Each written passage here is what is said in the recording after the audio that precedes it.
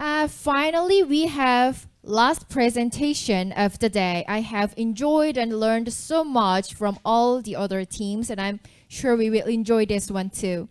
I present to you Team Finding IMO. Team Finding IMO will give a presentation on improving member states' education-based transparency through a self-reporting disclosure standard. Before the presentation, let's watch the introduction video.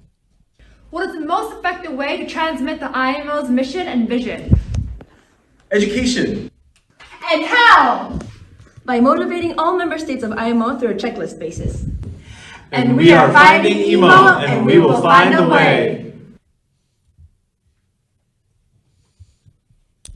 Good afternoon, esteemed delegates, honorable adjudicators. We are Team Finding IMO, and we will present to you about the topic on improving member states' education-based transparency through a self-reporting disclosure standard.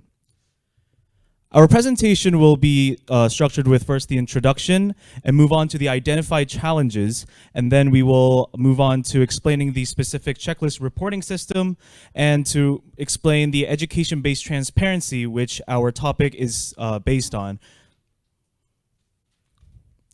First, it is important to know IMO's mission and vision statements along with their strategic directions as mentioned in the strategic plan.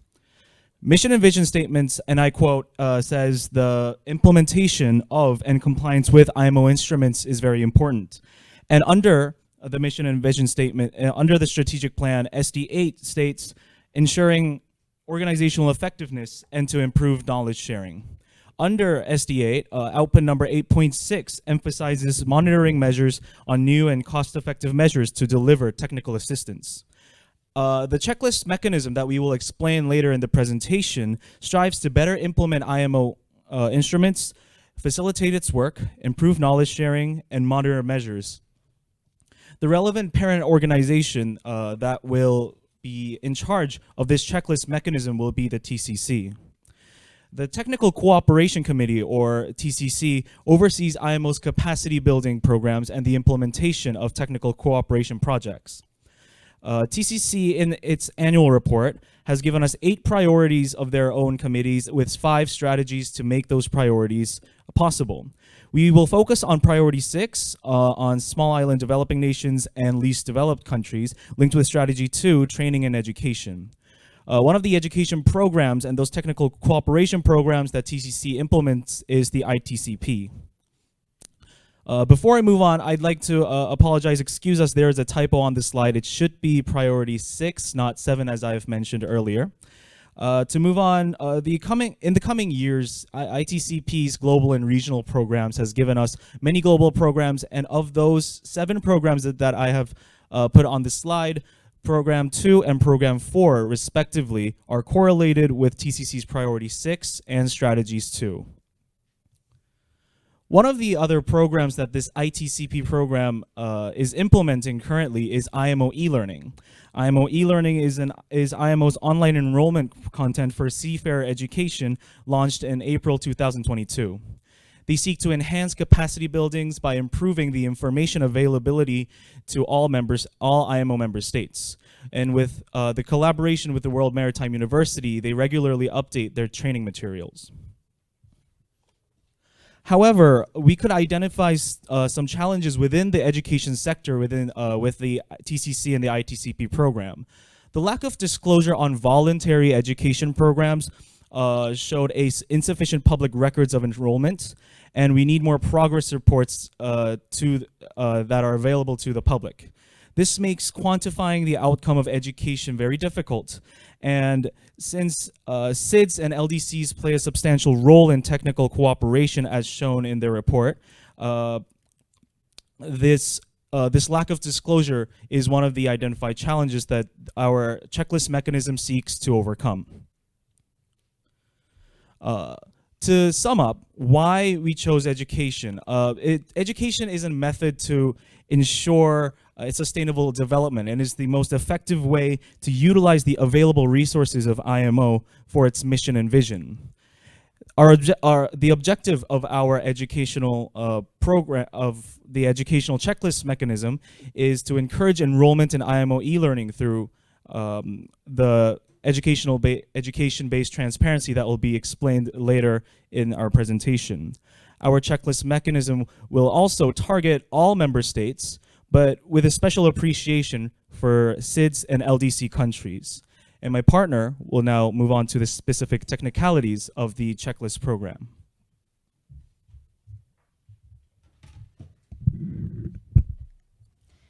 Thank you very much.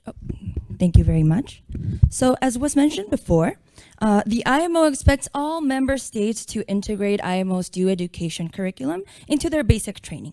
So we have the courses, we have the budget.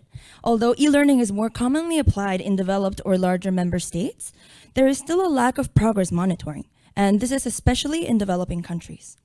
Putting aside the infrastructural elements and placing our focus on the member states' core intention to push forward education, how can we make sure that proper education is being implemented? And how can we make sure that all member states are being included? So this is where we recommend the checklist reporting mechanism.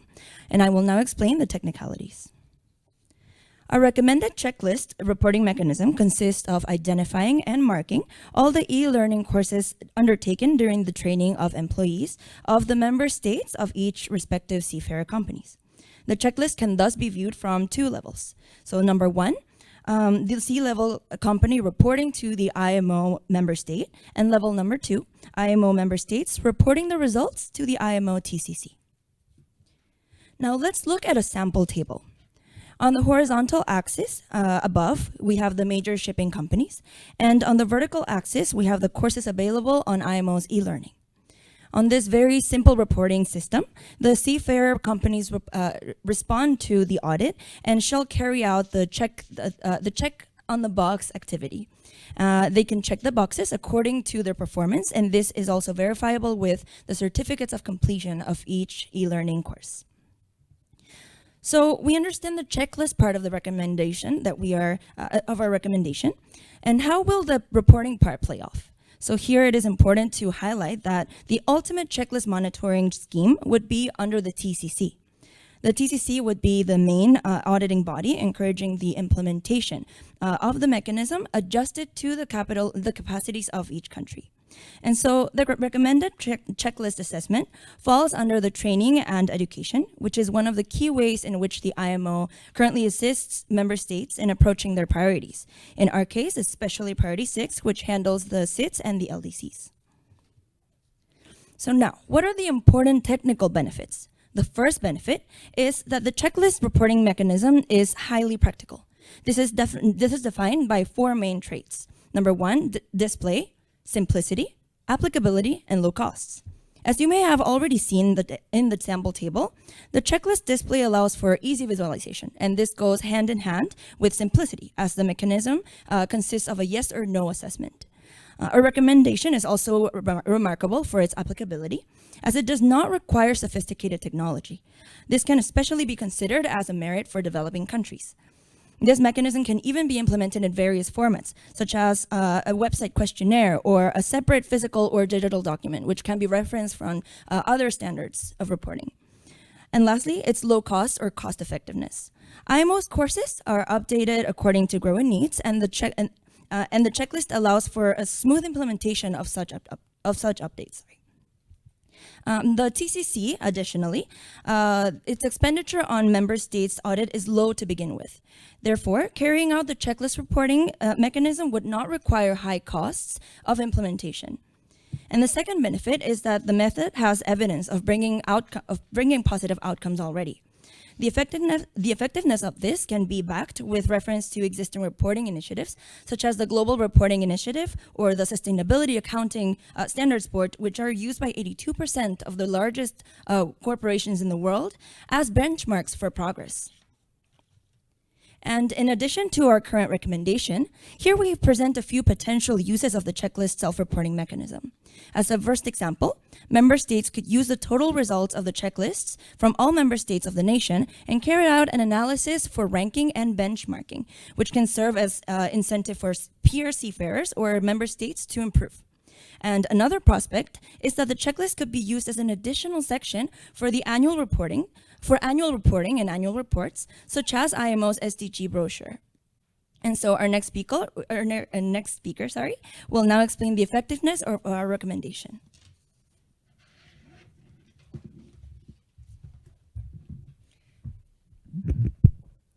Hi, as a next speaker, I will now discuss about the anticipated benefits of education-based transparency through endorsing a checklist reporting mechanism.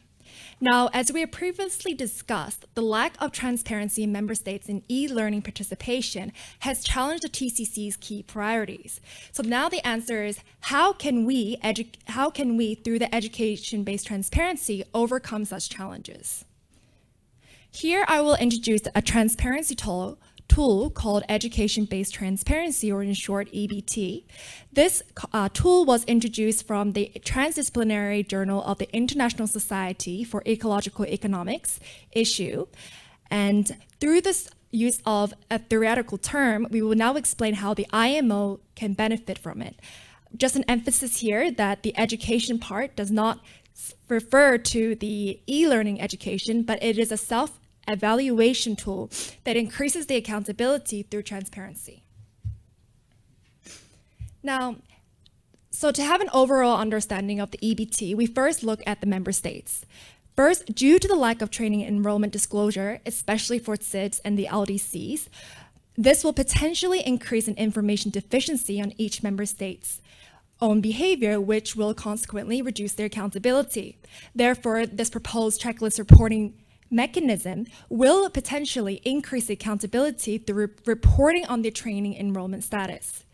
Accountability through transparent voluntary enrollment on e-learning will further educate the member states' behavior. So this will further induce to adopt new behavior with better informed and improved behavior, consequently enhancing the use of e-learning platform, improving the training system with a higher participation rate, and strengthening the IMO's vision and mission together. Now, the two key ingredients that will ensure the effectiveness to benefit through the EBT is here the transparency and accountability.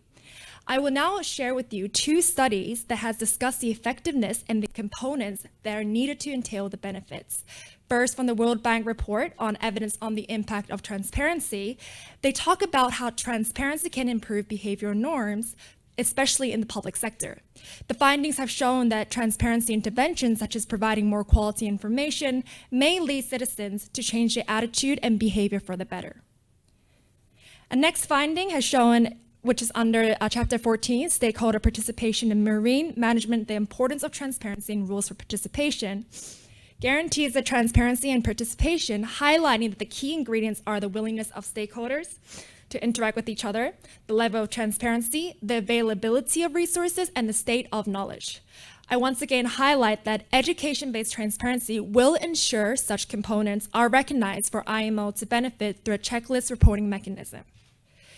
Now, to slowly wrap up, I want to ensure and once again highlight that in order for IMO to assist the member states to achieve the priorities through the IMO's TCC's training and education, the checklist reporting mechanism is of essence that will help integrate the IMO's education curriculum on e-learning into each member state's basic learning for seafarers.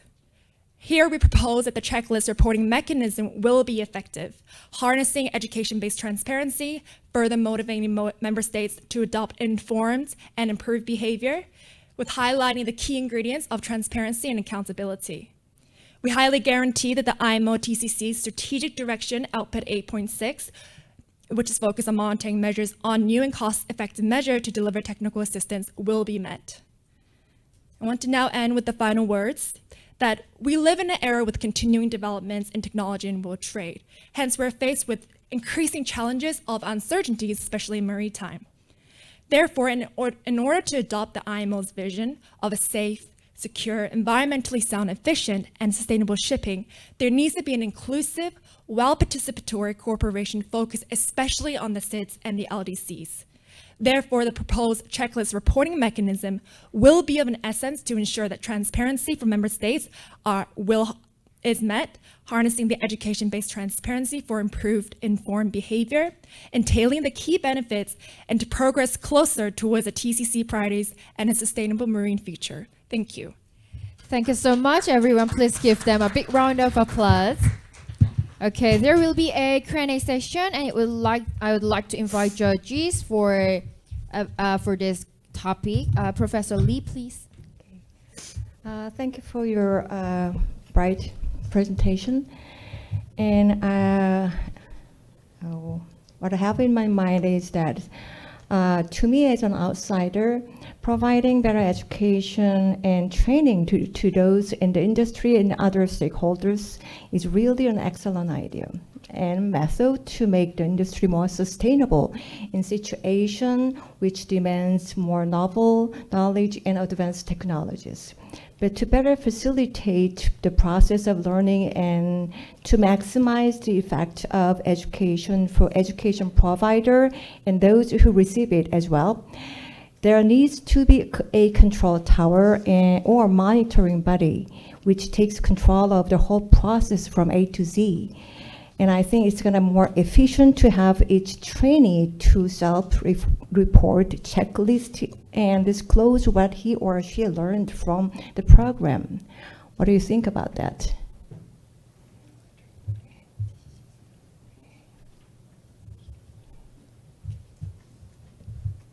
Thank you very much for your question. Firstly, the main monitoring body, as we highlighted before, would be the TCC. And under the TCC, we already slightly mentioned that it has a few monitoring bodies, but the main monitoring body would be the TCC, which delegates certain monitoring bodies according to the capacities of each nation.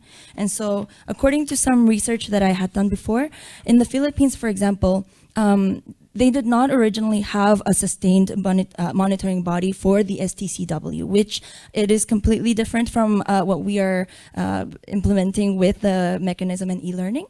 However, it still holds the essence in which it says that there was a need for a body. And this happened in the Philippines. And the Philippines adopted a body that was according to its nation's capacities that would make sure that the auditing was being done properly in accordance to the needs of that country and the needs of the seafarers. And so, yes, does that answer your question? Is it mandatory or voluntary? The e-learning?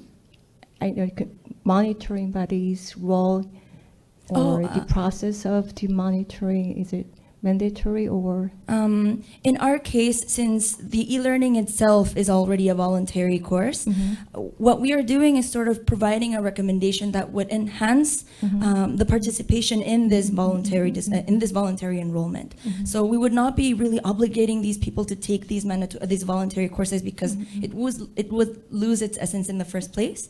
But what we are doing is motivating them to adopt this very easy way to keep track of something that is so good, not just for themselves, but also for reputation.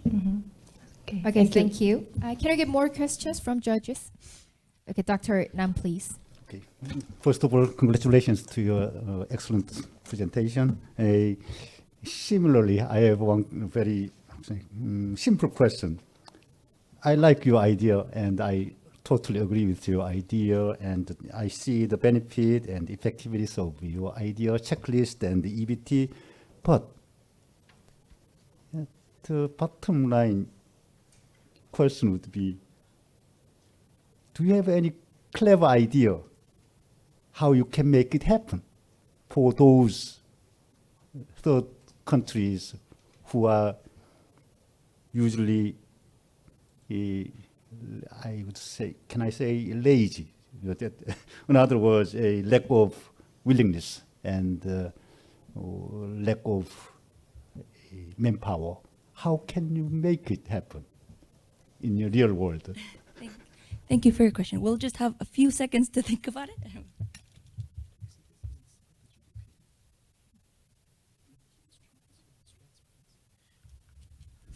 Thank you for your question. For my answer, I would like to, I would like to mention a research about transparency. The more transparency a certain country has, it doesn't necessarily have to be education like our example, but transparency overall, an increase in transparency overall showed increase in GDP. And from a macroeconomic point of view, I think our education-based transparency, the theoretical concept itself, is enough to incentivize this the so-called lazy nations to kind of come up and kind of self-evaluate them through the checklists. So the checklist at the same time is a monitoring mechanism, at the same time is also an incentive and is also a motivation for these countries to enroll more in voluntary educational programs. And just to add on, actually the TCC had done a wonderful job actually launching the e-learning platform in collaboration with the World Maritime University. They have provided a very comprehensive course that is needed to accommodate to the needs specifically for the LDCs and SIDS, but we realized that in order to actually harness this, the potentials and the benefits, there needs to be the transparency behind it. And as you mentioned, how will we actually get them to motivate it? That's why here we introduced the education-based transparency tool, because we can't lose the essence of a voluntary, self-participatory participation kind of environment, but we need to provide them with the benefits in order to kind of give them that kind of trigger. And therefore, the education-based transparency will help them kind of enhance that by informing themselves, by increasing the transparency, which will increase the accountability, which will further enhance the enrollment in the course. So although it does sound ambitious, I believe that this may be a very ambitious start to a very visionary future. But yeah, thank you. Okay, thank you for your answer. And Dr. Park, please. Yeah, thank you for your interesting to the issue. And then I would like to make a recommendations to the project. And so the TCC is carrying out of the project and convenes to the finance, and then the capacity building and technical transfer to the main goal of the TCC. And now is IMO's project by project is have the setting of the e-learning system, but it's just own limitation for the program participation. So most of IMO the project is focused on the capacity building, the technical transfer in terms of the convention, implementation of the convention. My question, the name of your team is the Finding IMO. Did you find IMO? It's a very hard question. I think we will all kind of have something to say. So if you will excuse us, I'll go first. I'll keep it very short. We must admit that at first we really wanted to find the essence of IMO, number one, and then really dive into what problem it has, and finally perhaps strengthen it with our vision and try to find a problem, find a solution. And it was very difficult because the IMO it's doing a great job, but since it's a big entity, it is also very hard to apply what it's doing. So we said, okay, apply what it's doing. How do they apply what it's doing? So they need the stakeholders' participation. How can they participate? Education. So I guess we found IMO through the education. Just to add one more, however, despite a progressive achievement that they have been making, there is a continuous discrepancy among the SIDS and the LDCs to kind of be involved in this inclusive participatory approach in order to adhere to the IMO's mission and vision. And I believe that for SIDS and the LDCs especially, they lack resources. Despite their maybe in the ambition, they have a strong, a vision alongside the IMO, but it's really hard to kind of maximize that and kind of forefront that kind of energy. And that's why capacity building is a key essence to this. And behind that, we've continuously seen that the IMO has done such a wonderful job in the education part. And that's why we wanted to kind of find a way to provide a much more strategic and somewhat in the future, in the long term, it could be a structural kind of approach to it. But yeah, thank you. Okay, thank you for your recommendation and Q&A. Are there any questions?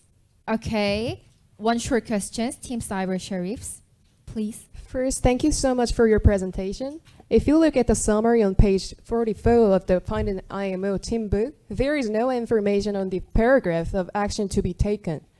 Is there any action from IMO regarding the presentation topic? I don't know what to do because I don't have paragraph number in the book.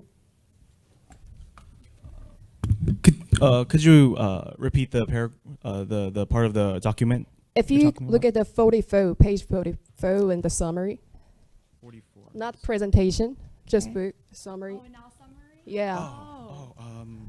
Okay. I'm so sorry, the time is up. So could you say very quickly? I mean, there is no information for what is the main idea for action to be taken. Yeah, in here.